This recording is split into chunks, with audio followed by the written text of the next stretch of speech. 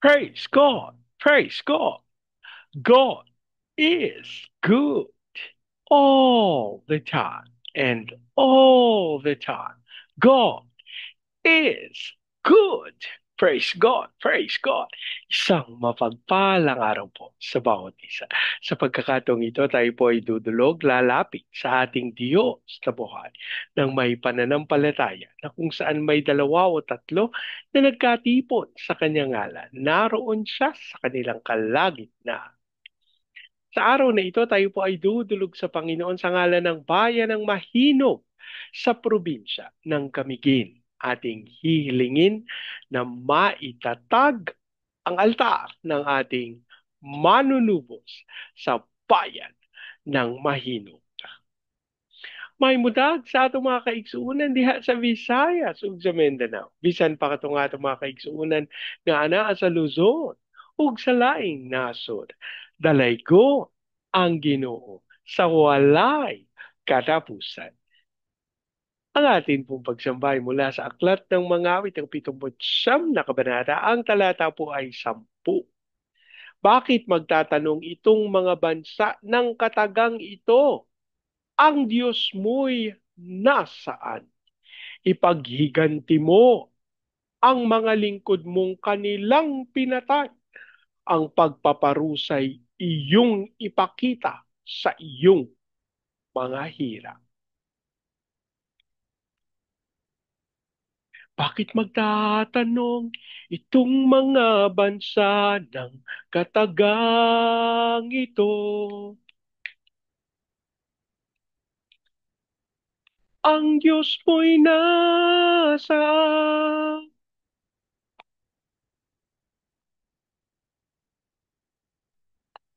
Bakit magtatanong ang mga bansa ng katagang ito?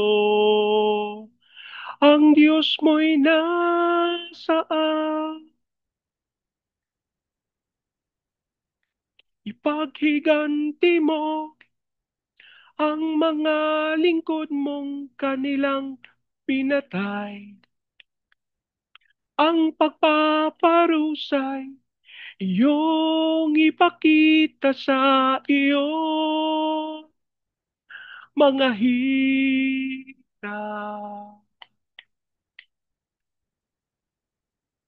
Ama naming Diyos na makapangyarihan sa lahat, kami po'y nagpapasalamat sa pagkakataon na minsan pang makadulog at makalapit sa iyong banal na harapan. Ama, kami po'y nagpapakumbaba, humihingi ng tawad sa lahat naming pagkakasala at ang aming panalangin, ang banal na dugo ng aming manunubos, ang siyang luminis at pumawi sa lahat naming karumihan. At sa oras na ito, aming idinudulog sa iyo, Panginoon, ang bayan ng Mahinog sa probinsya ng Camiguin. Ang aming panalangin, ang lahat ng altar at lahat ng kasunduan na ginawa sa bayan ng Mahinog nang hindi ayon sa pangalan ng aming manunubos ay mapawalang bisa sa pangalan ni Jesus. At ang aming panalangin sa pangunguna ng iyong Santong Espiritu, maitatag ang altar ng aming manunubos sa bayan ng Mahinog. Maraming maraming salamat po. Ang aming pag-asa, tinugon mo at tinanggap namin ang aming panalangin sa pangalan ng aming Panginoong Yesus. Amen. Amen. Amen. Amen. Amen. Amen. Amen. Amen. Praise God. Praise God. Ang atin pong pagbubulay ay mula sa Aklat ng Genesis, ika-35 kabanata, ang talata po ay 22. Samantalang sina Israel ay nasa lupaing iyon, sumiping si Ruben kay Bilha na isa sa mga asawang lingkod ng kanyang ama. Nalaman ito ni Israel. 12 mga anak na lalaki ni Jacob. Ang Diyos po ang magpala ng kanyang buhay at makapangyarihang salita. Ang bahagi po ito ng banal na kasulatan ay medyo komplikado kung atin pong bibigyan ng pansin. Alam niyo po, ang relasyon ng ama sa kanyang anak ay napakahalaga. Kung titignan natin yung kahalagahan ng relasyon ng magulang sa anak, aba, hindi rin natin pwedeng baliwalain yung relasyon ng anak sa magulang. Ano po? At sa bahagi po ito ng banal na kasulatan, may ginawa si Ruben na anak ni Israel sa katulong ni Raquel. Wala na po si Raquel nung pagkakataong ito. Ano po? At alam niyo po, yung kanyang ginawa, lubhang napakalungkot sa kadahilan ng hindi lang ito dahil sa kaisipan ng laman. Ano po? Higit sa lahat, ito po ay tumutukoy sa rebellion laban sa kanyang ama. Sapagkat hindi mo kahit sa isipan, hindi mo pag-iisipan na gawan ng hindi maganda ang isa sa mga asawa ng iyong ama. Ano po? Kahit pa sabihin natin, kasi naman Bernie, ano naman yan? Alipin naman yan ni Raquel. Kahit pa sapagkat ang anak ni Bilha ay itinuring na anak ni Raquel, anak ni Israel. Alam niyo po, ito yung aking tinignan na talagang walang discrimination sa Panginoon. Una po, sa Panginoon, sapagkat siya ang pumayag dito na magkaroon nito ng kaganapan. Ano po? Pero at the same time, ito din po, ito tumukoy dun sa pagkilala ng Panginoon. Kahit na alipin si Bilha ni Raquel, tinanggap ng Panginoon. Itinuring na yung mga anak ni Bilha, anak din ni Raquel. Ano po, mga kapatid, ito po ay nagpapatunay sa atin na, naku, yung kahalagahan ng kung kanino tayo nagmula, titignan natin yan sa ating Panginoon. Ang Diyos ang kikilala niyan. Ang Diyos ang magsasabi nung kahalagahan niyan. Hindi ang tao. Hindi yung pamantayan ng sanlibutan. Naalala ko po, meron po akong ipinost na picture recently sa Facebook. Ako po kasama ni ng aming head pastor, ano po, ng kanyang buong pamilya. At sa isang picture, ako po yung kasama nila. Kaming Bali, lima po kasi sila, dalawa sila mag-asawa, si Pastor Raul, si Ate Bem. Tapos yung kanilang mga anak, yung kanilang tatlong anak, si Renzi, si Renyal, tsaka si Rehu. Ano po, sumali ko. And during this time, siguro 2011 ito, yung picture na ito. Ano po, medyo taba-taba pa ang inyong lingkod. Kaya sabi ko nga, gusto kong i-caption sana, ako talaga ang panganay nila panganay na ampon. Kaya lang inisip ko, so yun, daming naglalaro sa isip ko, napakasabihin ng mga ampon, minamaliit ko sila, kasi, no, alam nyo naman. O, iniisip ko, baka sabihin ng mga tao, nagmamalaki ako. So, para wala nang magkaroon ng kung anong kaisipan, pinost ko na lang ho yung picture, no. Pero, ako, sa aking kaisipan, meron akong kaligayahan, no, na aampun ako ng pamilyang ito, ampun ako ng pamilya Ternida, ano po. Pero sa katotohanan, ang tinataglay ng aking puso ay yung pakikipagkaisa sa kanila, kay Pastor Raul, kay Ate Bem, at doon sa kanilang mga anak. na hindi ako tinitignan na iba. Alam niyo po, sa dito lang yan sa sanlibutan. Pero yung ating pakikipagkaisa sa ating amang sumasalangit at sa kanyang pamilya sa Espiritu. Mga kapatid, nais kong mabatid ng bawat isa sa atin yung katotohanan tayo'y iisa sa harapan ng ating amang sumasalangit. Ako po'y nagpapasalamat sa Panginoon sa ganitong kaisipan sapagkat inihahatid po tayo nito doon sa pag-iisip na hindi ka kakaiba, kapatid. Hindi ka hindi mas lamang ang iba kesa sa iyo. Hindi ka walang kwenta. May halaga ka sa harapan ng Panginoon. Pinagpala ka. At ikaw ay kinikilala ng Panginoon bilang Kanya. At kung ikaw ay pagmamay-ari niya, at kung ikaw ay itinuturing niyang Kanya, aba kapatid, wala kang problema na hingin, idalangin, at angkinin ang pagpapala na mula sa Kanya. Yun nga po, ito pong kwento natin, tumukoy doon sa paggawa ng kabaligtaran.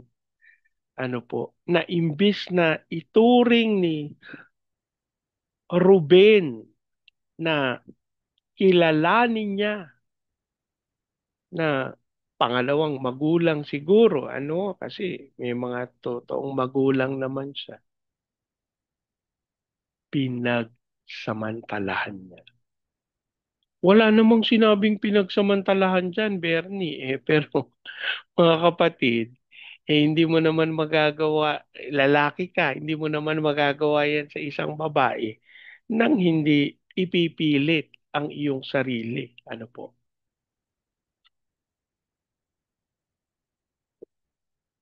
At alam niyo po, ito yung nakakalungkot. Kasi yun pong salita, yun pong pagpapabatid ng nung nangyaring kaganapan sa kanila,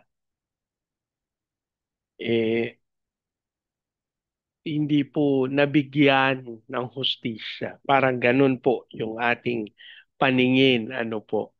Pero, wag po nating kakalimutan. Samantalang ang salita ng Diyos o ang Biblia ay salita ng Panginoon, ito po ay isinulat ng mga tao.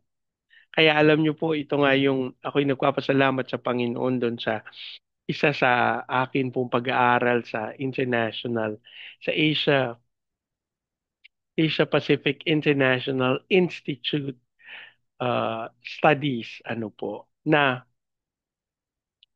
may kaugnayan ang tao sa banal na kasulatan. Siya ang sumulat, ano po. So, organic yung tinatawag na bahagi dito na sinasabi na may mga paraan ng pagkaunawa ng tao o kaisipan ng tao. Pero ito po ay salita ng Diyos. Ano po? Pero lumalabas, katulad po dun sa mga sulat ni Apostol Pablo, meron pong isang libro, yung aklat po ng Hebrew, na kapag ka tinignan nyo po, mukhang isinulat ni Pablo, pero sinasabi po nung iba, dahil hindi inilagay ni Pablo na siya ang sumulat nito. Aba, hindi po inaangkin na si Pablo ang sumulat ng Hebreo. Pero kapag binantayan mo daw yung pagkasulat ng ibang mga libro na isinulat ni Pablo, may pagkakahawig ang pagkasulat ng aklat ng Hebreo. So ito po'y nagbibigay sa atin ng kaisipan. Kaya alam niyo mga kapatid, napakainam po na magbigay tayo ng sapat na panahon sa pag-aaral ng banal na kasulatan sapagkat tunay mabubuksan yung ating kaunawaan na, ito pala yung ibig sabihin nun. Ano po, hindi basta-basta katulad po nung naganap sa aklat na sinabi na sabi ni Pablo, o mga babae manahimik kayo, no? At ito po kinuha nung ibang mga denominasyon na sinasabi daw na dapat hindi pinagtuturo ang mga babae sa pulpito, sa simbahan. Dapat hindi sila ginagawang mga tagapanguna kasi pinapatahimik sila ni Pablo. Pero kung alam niyo po kapag inaral niyo yung kultura, yung panahon, yung pagkakataon na ito'y isinulat, ito po'y may mga kaugnayan dun sa mga kaganapan sa kanilang panahon. Ano po? So, kapag ito po'y ating napagbulayan, kapag ito po'y ating inaral, mabubuksan po yung ating kaunawaan na, kaya pala sinabi yun. Hindi pala basta-basta sinabi yun. Hindi pala ipinapatigil yung mga babae sa pagsasalita o sa pagpipreach o sa pagiging pastor o tagapaglingkod ng Panginoon. Ano po? At ito po yung aking paanyaya para sa bawat isa sa atin. Kung ikaw, kapatid, kaibigan, ay nagbubulay ng salita ng Diyos, ipagpatuloy mo sapagkat ito'y magiging tila batis na dadaloy sa iyo na isang puno na papatid sa lahat ng pagkauhaw mo sapagkat magiging maliwanag sa iyong katotohanan ng salita ng Diyos, magiging dahilan bakit ikaw ay lalakad sa katwiran at kabanalan ng ating Panginoon. Manalangin tayo. Ama naming Diyos na makapangyarihan sa lahat, kami po'y nagpapasalamat ng inyong salita samantalang nagkakaloob sa amin ng kaunawaan ay hindi nagtatago ng katotohanan. At kami po'y nagpapasalamat sapagkat ito'y pagkakataon din namin upang umunlad yung aming kaunawaan ng may kinalaman sa totohanan ng inyong salita. At sa pangalan ni Jesus, inaangkin namin, Ama, na walang magagawa ang kaaway na kasinungalingan, hindi ito magtatagumpay, bagkus. Maliwanag sa amin, Panginoon, ang landas ng iyong katwiran, ang landas ng iyong kabanalan, ang landas ng iyong katotohanan. Lord, amin ding idinudulog sa iyo ang bayan ng Mahinog sa probinsya ng Kamiki, ng aming panalangin ng katawan ng aming Panginoong Heso Kristo sa bayan ng Mahinog ay patuloy na maitalaga, mabuo para sa iyong kapurihan at sa iyong kaluwalhatian. Dasal namin, Panginoon, ang iyong pagsama. Dasal namin, Panginoon, ang iyong pangunguna. Dasal namin ang iyong kapangyarihan sa bayan ng Mahinog at patuloy na maranasan nila ang iyong walang katulad na pagkilos. Lord, maging dahilan kung bakit ang katawan ng aming Panginoong Kristo ay magpakumbaba, tanggapin ang malayang pagkilos ng iyong Santong Espiritu upang maitatag ang altar ng aming Panginoong Heso Kristo sa bayan ng Mahinog. Sa oras na ito, idinideklara ko iyon nang itinalaga ang altar ng aming manunub sa bayan ng Mahinog. And so we declare the fire of revival. Hayaan mong dumaloy ito, Panginoon, sa Baguio City, Cagayan de Oro, Legazpi, Lipa, Manila, Pampanga, Pateros. Kilusan mo ng may kapangyarihan ang mga bayang ito. Hayaan mong dumaloy ang iyong kalwalhatian. And we speak the fire of revival. Dasal din namin, Panginoon, ng kaunlaran na nagmumula sa iyo na dumaloy sa buong Luzon, Visayas at Mindanao. Ipahintulot mo na mapangyari ang iyong dakilang kalooban for us to be the launching pad of the gospel, for us to be a missionary, sending country, and for us to be like the America of Asia in the height of its glory.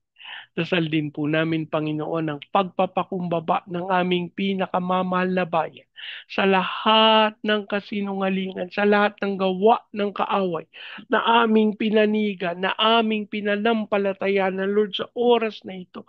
Dasal namin ang iyong pag-ibig, ang iyong karunungan, ang iyong kapangyarihan, ang isang tunay na dumaloy sa aming pinakamamahal na bayan.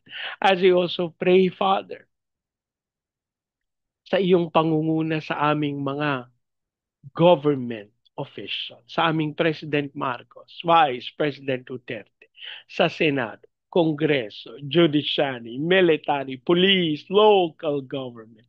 We declare the fear of the Lord na maghari sa aming gobyerno at ang aming panalangin malantad ang lahat ng kasinungalingan ng kaaway at tunay na managot ang mga dapat managot. As we also pray, Panginoon, sa aming mga OFW na tinawag mo bilang overseas Filipino witnesses.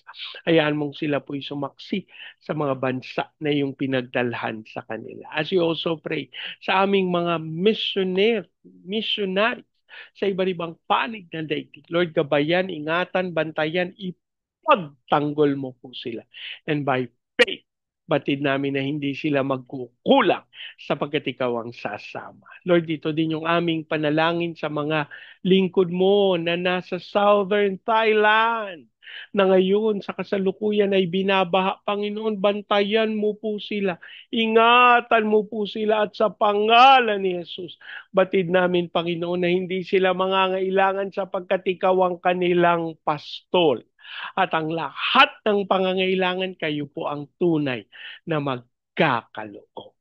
As we also pray, Panginoon, sa mga bansa ng Vietnam, Cambodia, Myanmar, Laos, Thailand, Malaysia, Singapore, Indonesia, Brunei. Dasal namin ang pagdaloy ng iyong kapangyarihan. We decree the fire of revival sa mga bayang ito. Gayun din po sa Hong Kong, sa Macau, sa Taiwan, sa Japan, sa China, sa South Korea, North Korea, Brazil, Russia, at Amerika. We declare the fire of revival na tupukin ang mga bayan as we claim peace over Israel. Maraming salamat po. Ang aming pag-asa tinugon nyo at tinanggap namin ang aming panalangin sa pangalan ng aming Panginoong Yesus.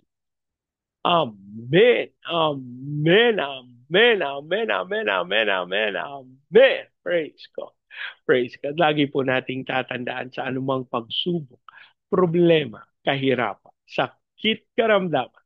Tayo'y dudulog, lalapit, tatawag sa Panginoon. Dahil sa Diyos, walang imposible. Sa pagkakataong ito, hayaan niyo pong salitain ko ang basbas ng Panginoon sa inyo at sa inyo sambahin. I declare the everlasting love of the Father. I declare the unending blessings of the Son. I declare the sweet fellowship of the Holy Spirit now and forever. I declare this new house and not with parking, with a new vehicle and with a flourishing business. In Jesus' name, amen, amen, amen, amen, amen, amen, amen. Praise God. Praise God. Hanggang sa susunod po, sama-sama nating ideklara, Pilipinas, God bless you. Big time. And so we declare, to God be all the glory in Jesus' name. Amen, amen, amen, amen, amen, amen, amen. Praise God. Praise God.